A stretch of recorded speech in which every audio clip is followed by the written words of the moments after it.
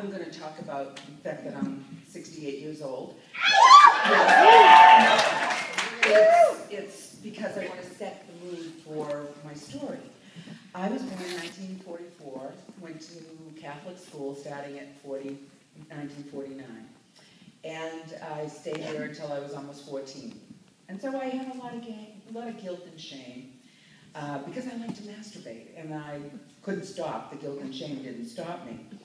I went to confession a lot because I masturbated a lot. And when I was a kid growing up, my mother was this beautiful woman. She's since passed away.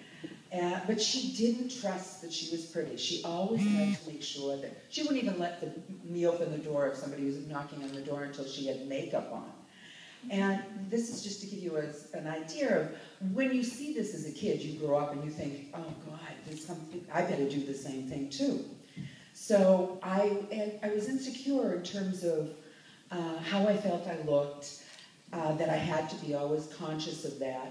I also didn't know how to dress very well because I wore uniforms. I love uniforms. In fact, this is kind of a uniform. I buy multiples of things, the same color, and wear the jeans, and all the things have a uniform feel about them. So when I was, my mother was into setting my hair, curling my hair, giving me permanence. My first perm was when I was 18 months old, which is kind of scary when you think about it. My hair wasn't okay. So when I was 13, I cut all my hair off. I had about a little pixie, and this was in 1958. And girls were using Coke cans to make their hair, these big bouffant hairdos. But I started high school with hair similar to what it is right now, except that I covered my ears because she always said, cover those ears, they're a little too big. All right, I get to high school. I've rebelled. I didn't even know I was rebelling when I chopped my hair off. I just thought, this is for me and I'm going to do it. And when I went to high school, I started having sex when I was 14. Now, I don't advocate it, but it was fantastic. I met a wonderful 17-year-old, and I had no idea we were having statutory rape was happening because I was perfectly into it. And so was he. We were discovering each other. Okay, that was a good experience, and he thought I was wonderful, and that was the first time I felt really affirmed that, gee, I'm okay, this man likes me. I'm heterosexual. I've explored a little bi, but basically I'm heterosexual. So then I decided after high school, I wanted to be a flight attendant. Well, I never wound up doing that because I went into Boston and I met my first husband, Mr. Cohen. Mr. Cohen was a tall, about 6'2", burly. I thought he was Irish, but he's Jewish. Blonde hair, blue eyes. I had a stereotype of what Jews look like. And I fell in love with him. He was extremely sexual. And he's the first person that ever said to me, Cheryl, how can you feel guilty about something that feels this good? And how can you believe in a God that would be less compassionate than you are? That made a lot of sense to me. So we had a fantastic time together. We had 2 kids by the time I was 23. And by the time I was 24, I had converted to Judaism, and we moved to Berkeley. We packed the kids in a Volkswagen van. It was so stereotypical, but we weren't very much stereotyped from where we came from in Boston and having grown up in Salem. We get to Berkeley just after the Summer of Love, but we have a blast. All sorts of wonderful things are happening. Unbeknownst to me, he's starting to feel like he needs more in his life, and so he tells me he wants an open marriage. We do open our marriage.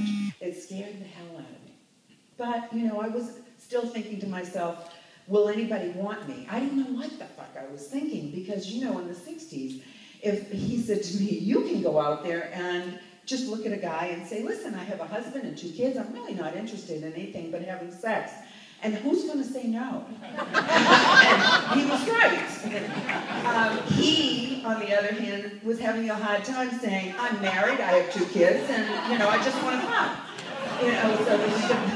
So it took him a little while to find people. That was okay with me at the time. So meanwhile, I've had 2 kids, and I always had issues about whether I looked good, my body was okay. My brother and I used to look at Playboy magazines when we were kids, and I thought, that's what I'm going to grow up to look like. Well, I didn't. My breasts never stood up nice and perky like they are right now. When I was a kid, they sort of hung, and I thought, oh, God. And my mother never walked around naked in our house, and I did when my kids were small, not on purpose, but I just never made a big issue out of running and hiding my body. So my daughter had a chance to see what her mother was, what she looks like, and when my mother was dying, I saw her naked for the first time. And I looked at her and I said, Jesus, Mom, you and I have the same breasts. It was so exciting. I'm so sorry it happened as she was dying. So I didn't want that to happen in my family. So I married, Mr. Cohen and I are in an open relationship. I'm having this experience with exploring my sexuality for the first time, learning how to say no, discovered San Francisco Sex Information. I was in their second training and became a member of the training staff, explored with many different people, and then discovered that there was such a thing as surrogate partner therapy. And what that is when a therapist finds a client or has a client who's opening up and discovering that they can really be, that's what they're there for, to tell everything. And they talk about their sexuality, and they may have a concern about how they're functioning, and they're not partnered, or their partner says, hey, you, get fixed, I don't want to deal with this anymore, which is sad. Because it works much better if they're not working with me and they're working with their partner. But if that happens, then I am trained to deal with their issues, starting with teaching them how to relax, teaching them how to communicate better, teaching them how to touch and be touched and receive touch, and then teaching them more about how to take it slow and easy when they're making love. It's not about wham, bam, thank you, ma'am. It's about taking time, noticing what your body's doing, the signals your body's giving. And once you can get to that place, you can experience your sexuality from a more beautiful, relaxed, loving, intimate place. So that's what I do for work. How lucky can that? Can I be? You know? I know. Hey, it's not all fun and games, but it is wonderful to see this process unfold and see people realize who they are and become more comfortable in their own sexuality, not try to be like anybody else. So in the meantime, I have discovered surrogate work, and in 1993, right at this time when I'm enjoying myself, I'm loving what I'm doing, I wind up with lymphoma. And I survived, obviously. Thank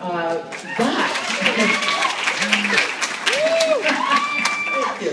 But I had beautiful hair at that point. When I got to California, I had shorter hair than most of the guys, so I let my hair grow, and I had this beautiful, long, silky hair, and I had to shave it off. I did not want to have it fall off. So I wound up shaving my head. Having to deal with that was a little strange because, you know, I had a lot invested in that hair, but I let go of it. I like being alive more than having the hair. Came back to work with short hair, let it grow out to about here, and, you know, I learned to adjust. Then in 2006, I got breast cancer, and I had to have a mastectomy, and this is my new little breast. That was 7 years ago this month. So I had to go back to work because I really didn't want to retire, but I had to come up with a whole new dialogue. You know, I do a thing called the mirror exercise in the third session, where I stand up in front of a full-length mirror with my client sort of reclining on the bed, relaxing, watching me. It's going to be his turn next, so I always go first, just kind of role model what I'd like him to do. And I had to figure out what I was going to say. And also, I didn't know whether to talk about this in the living room or before we go into the bedroom in the first session. I didn't know what to do then.